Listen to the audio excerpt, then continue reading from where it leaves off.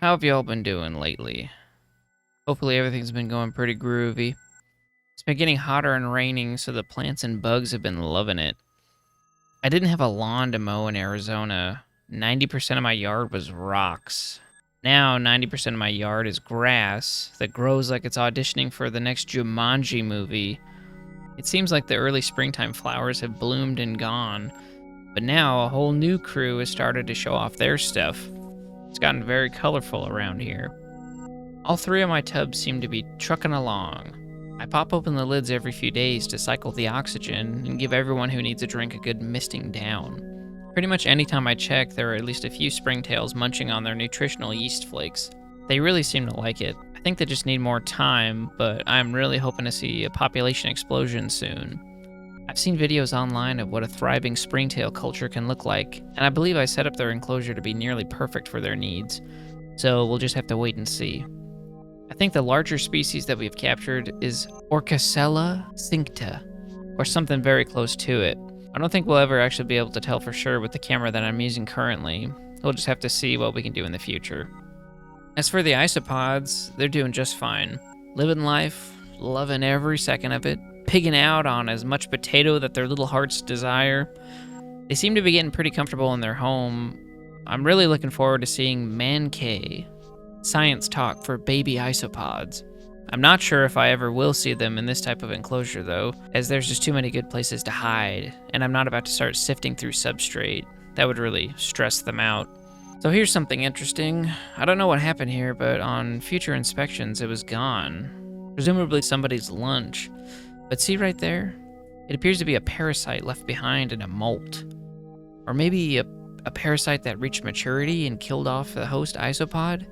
I'm not really sure, but these guys are wild caught, and the fact that they have parasites, it doesn't really surprise me at all. I wouldn't really doubt it if they all had some kind of parasite in them. But that's nature, baby. Gross, but very interesting. The bait trap is working almost too well. Look at these guys. When I lift this potato up, half of the ground moves. It's more isopod than not underneath there. I haven't really seen anybody worth tossing in the bin though. I still think we're doing pretty good on that front. And look what I found here. In another spot I like to check out in my garden, I noticed a lot of molting going on. Something particularly interesting and unique about isopods is the way that they molt. You can really see it here. Isopods molt in two phases. Only one half of their body will actively molt at a given time. I believe that this is so they can retain some sense of mobility, as molting takes a lot out of the creature. It takes the creature out of itself. It takes a lot of work and energy expended, and it leaves the critters in a weakened state. Perfect to be picked off and preyed upon by a predator. But, like we know, isopods are clever little guys, and they use the tools that they evolved with to always make the most out of things. Meanwhile, it seems that we've attracted a new resident. Or maybe they were there the whole time, and only now they made themselves known. Do you spot the difference? I spy with my little eye something white. The mycelium network in our tub has grown and gathered up enough energy to bear fruiting bodies. We got mushrooms growing in there. I have no idea what type they are, but I'm not interested in eating them, so there's no worries there. They seem to come and go very quickly.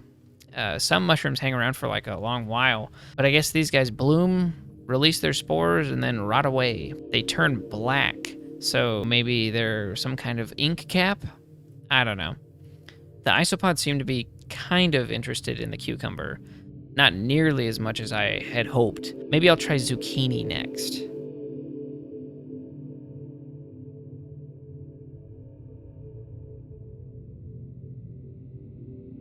And check out that monster mushroom.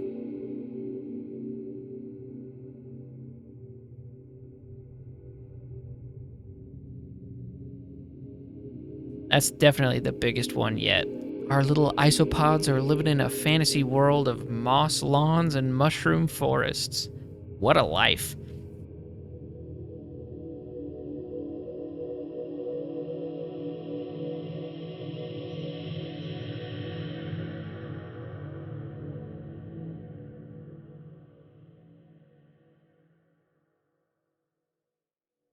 In other news, I managed to catch a baby harvestman. If you notice, he's missing a leg. I've read that they have the ability to tear off one of their legs in defense, like when a lizard drops its tail as a decoy, but it's just a waiting game now.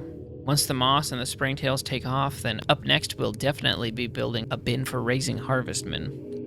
I also have been seeing these monsters crawling around. They're the most enormous ants that I have ever seen. I think this is some kind of carpenter ant. I've seen these massive ant hills at the base of a few of the trees around here, especially out further in the woods. And I've seen winged ants flying around lately too. I'm fine with them out there, but I do not want ants in my house. Especially if they eat wood, and especially if they grow this fucking big. I got the bird feeder out now. I definitely have to go buy some more of those, though. Also, I might want to start building bird houses, too. There's a few houses in my trees already, but I'd love to make some more.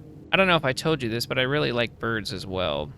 Pretty much on par with my love of creepy crawlers. Mostly, right now, I'm catching these chatterboxes. A bunch of little sparrows. This guy was really cool to see. A white-breasted nuthatch.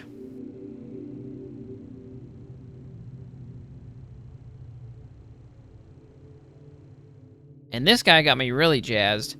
I was at work, so I had to use my crappy cell phone camera, but I saw an eastern kingbird doing his thing, swooping around and catching bugs. It really made my day. We repurposed a few drawers that we had laying around from an old broken dresser and turned them into little planter boxes. That got me in the mood to build something a bit more substantial, and the only thing stopping me was me.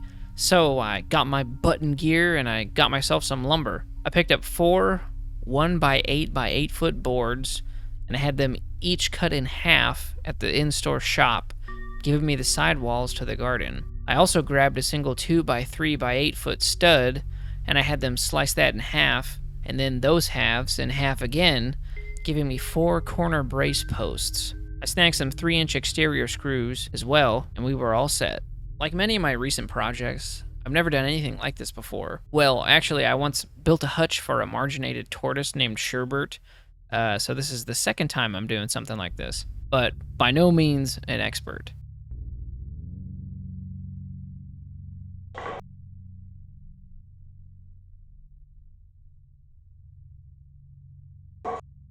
I started lining up the boards, and I used the corner brace pieces to hold everything in place. It actually worked way better than I was expecting.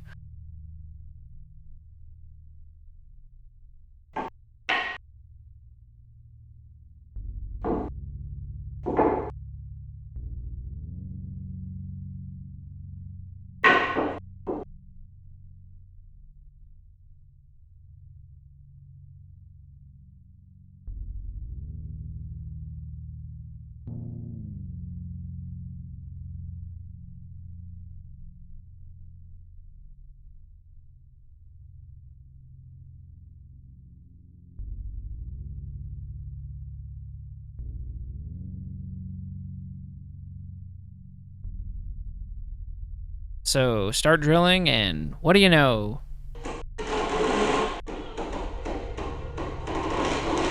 Dum Dum didn't charge the impact driver. So let's struggle through these 2 screws, and then we'll go from there.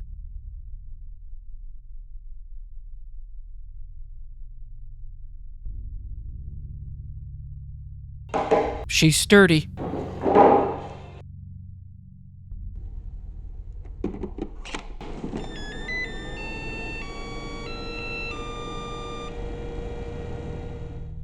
While I was waiting for the charge, I found this fellow stumbling around my garage.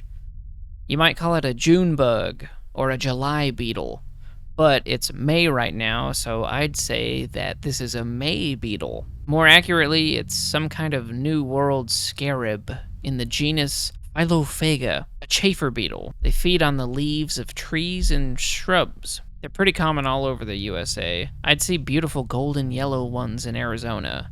They get stuck in pool filters all the time, and as a kid, I'd go out there and I'd rescue them. And I'm sure you've seen their larval stage, sometimes referred to as white grubs. kinda translucent, creamy colored critters with an orange head and 3 pairs of legs, widely regarded as pests and a nuisance. But I can't bring myself to kill things like this. When I find them, I just take them outside and I put them in a bush or a tree or fling them out a window. I don't know, maybe I'm crazy.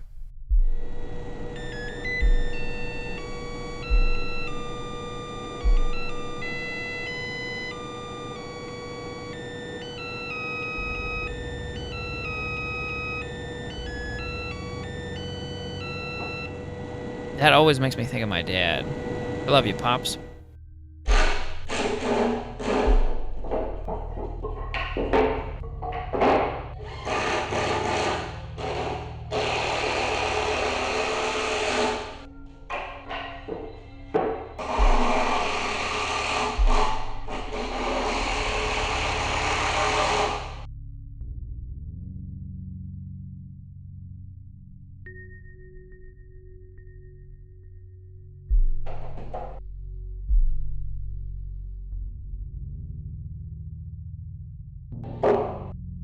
With the first level cinched up, next I figured we could position the corner support posts.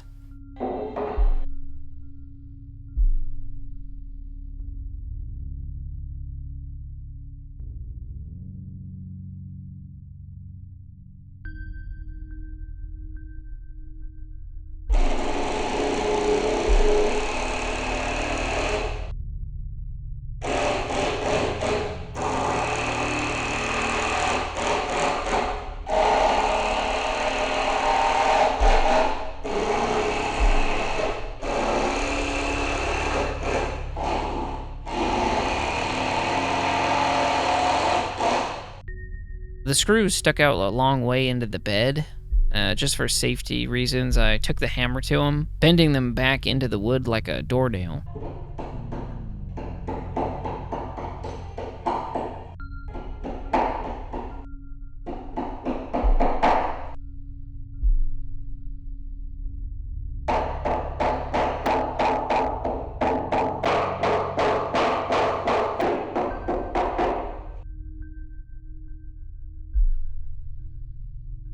So on to the next layer.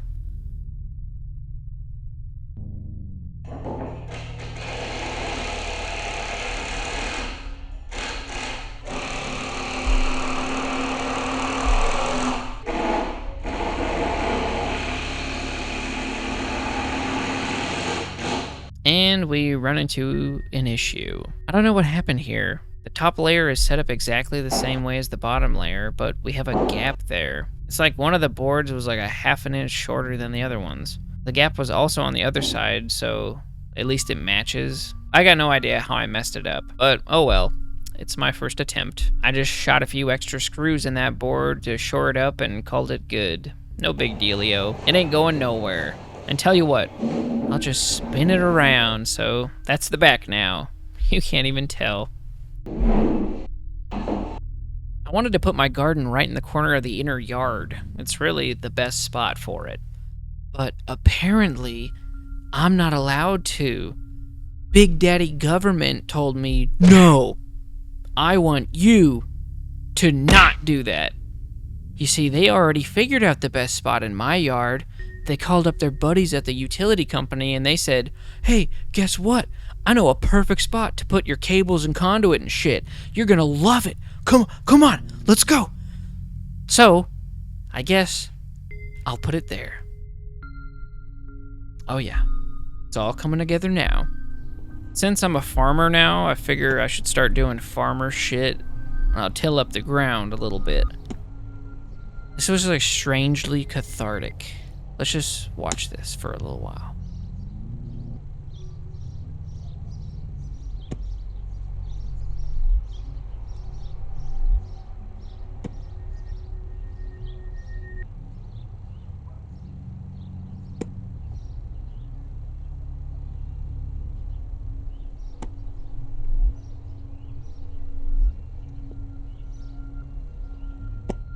Next up, what does a garden need?